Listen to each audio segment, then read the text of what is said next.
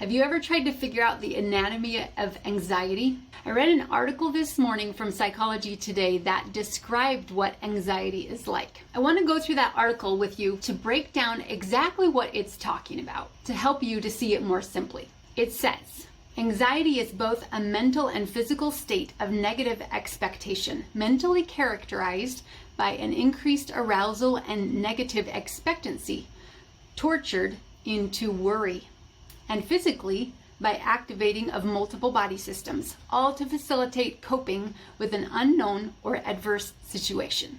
So basically your thoughts are going crazy and pretty much focusing in the direction of things that you don't want. Next part says, in a state of defense, presided over by nerve circuits of fear and activated by misperception or overstimulation of threat from the environment, for the inner world of the body or from the inner world of thought. Okay, that's really complicated. Overstimulation of threat basically means that you are in a fight or flight state and you're worried about everything that could happen that could hurt you.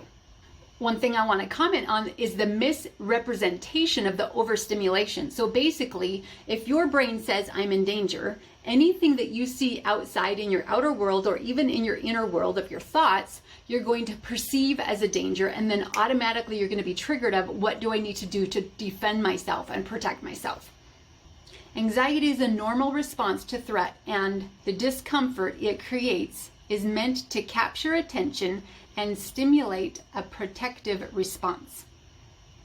So protective response meaning I need to defend myself. I'm in danger. This is the back of your brain, and it'll talk about it in just a second. But too often the anxiety is excessive or sustained or inappropriate to what set it off. And it interferes with everyday functioning or sets in motion maladaptive behaviors from avoidance of threat generating situations to substance use to avoid the discomfort of anxiety. So basically what this is saying is your brain is going so fast that you don't know how to slow it down, so you use things that are hurting you, substance abuse or phone addictions, whatever is happening there, so you don't have to think about it. It's a way of avoiding. That's a coping mechanism, right? Where we just avoid our problems and don't want to think about it.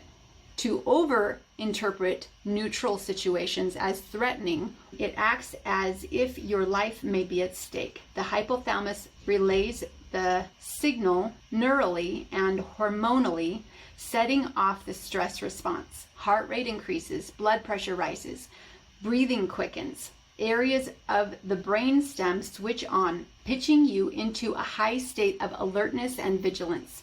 I lived this for 17 years, where I was in a heightened state of anxiety and stress. Next paragraph. A number of neural structures play a role in anxiety, but the one that gives it its strong emotional color is the amygdala. This is the back part of your brain stem, right? The back part of your brain. The rational thinking prefrontal cortex is responsible for interpreting the nature of the threat and orchestrating a behavioral response.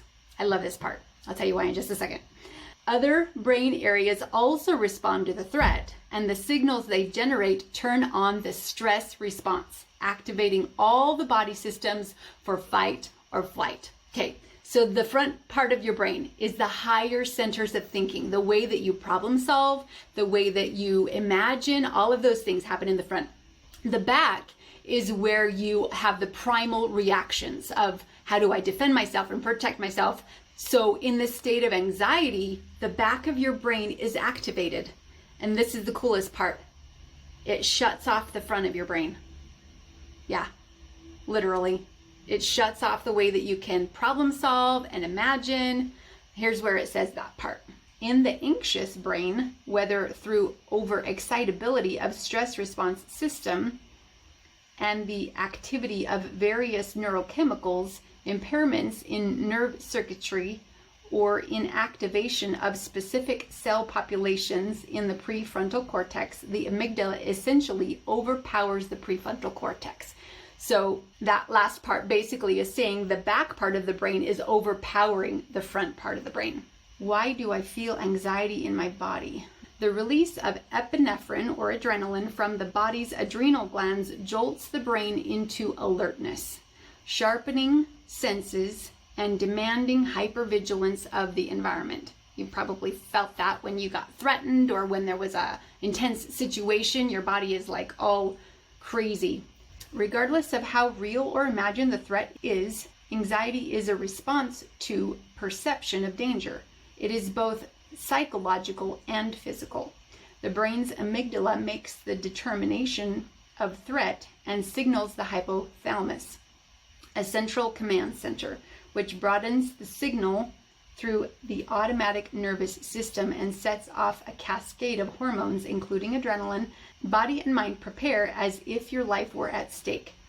Before you even have a chance to ponder the nature of the danger, before the hippocampus, seat of memory, has a chance to put the threat in the context of past experience, you are jolted into alertness and attempt searching everywhere for signs of trouble. But you can't concentrate and you can't sleep.